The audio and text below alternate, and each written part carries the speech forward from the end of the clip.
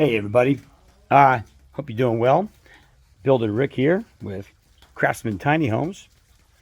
With all of this talk that they've been having about these chicken farms blowing up and issues with possibly pork and beef, the last thing I ever want to do is be put in a bad position where I can't get meat.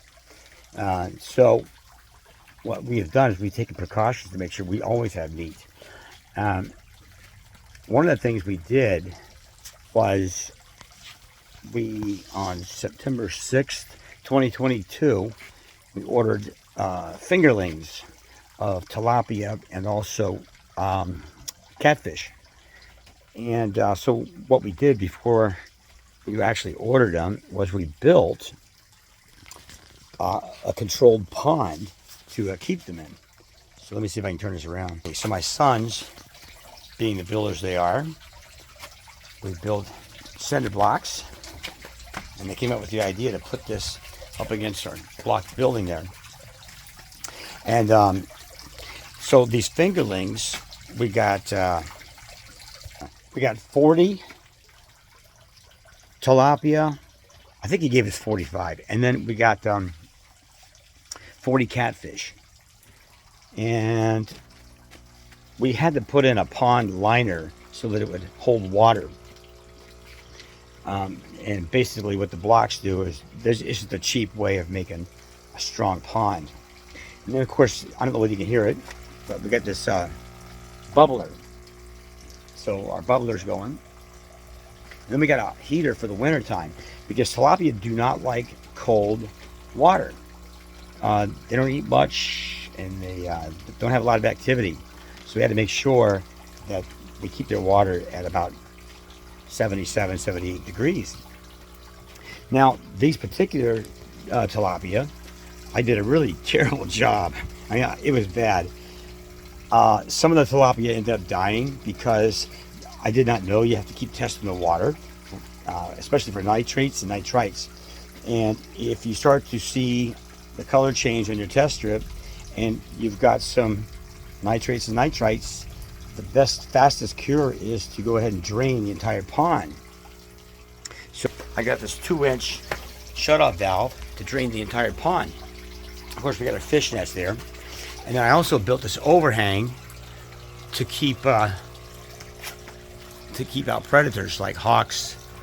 I don't know what else would come in from the top. Now, I was going to screen this thing in to keep the bugs out, but it's not that bad. And the roof is really good at keeping the leaves out. And you don't want to get leaves in the pond because it'll start to increase your nitrates and nitrites. Now, just look at these guys. Look at that big catfish. So, evidently, they can get to be fairly big. Now, we're not gonna catch these and clean them and eat them unless the S hits the fan, and it just might one day. So we probably have, I would say, we've maybe 4 or 5 catfish left, unfortunately, out of the 40.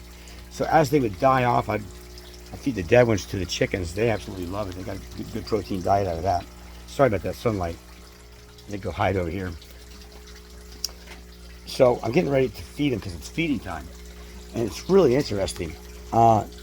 We got a couple of blue tilapia I see mixed in there, and we got actually white. And there's a guy, blue. There's a catfish. You can watch these guys. Well, water's in need for a change. So I put a little bit of food there. Here they come.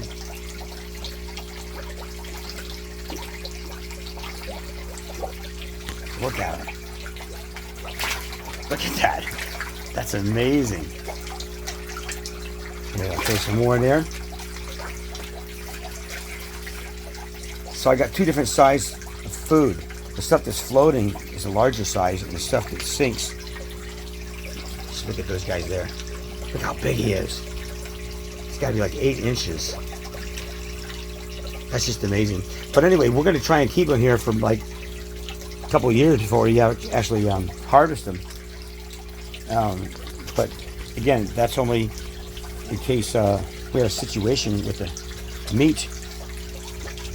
But yeah. Anyway, this is another thing that people can do with their tiny. So on the side of your tiny home, you can actually go get a kiddie pool.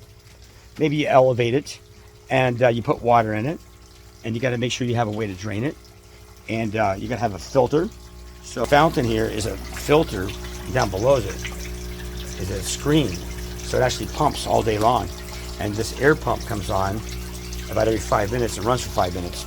So another way to survive, out in the woods, if you wanted, have a supply of fish, and try not to eat them all, because if you do eat them all, you got to wait till next year when they're laying eggs. So I could buy some more from the same guy. Like I said, we got them in September. So I ordered them probably 3 weeks before we actually got them. So that would be somewhere maybe in October when the eggs were available. And it's really cool. He actually sent it UPS, the fingerlings, and they came in a box. And I asked him, I said, well, are they going to die? And he said, no, they can survive a couple of days in there. They don't use a lot of oxygen. But anyway, we dumped them into the pond here, and they've been doing really great, except for the ones that died. All right, guys, if you like this content on our channel, hit the subscribe button for me, hit the like button, and be sure and share it. And again, I am Builder Rick signing off for Craftsman Tiny Homes. Have a good one.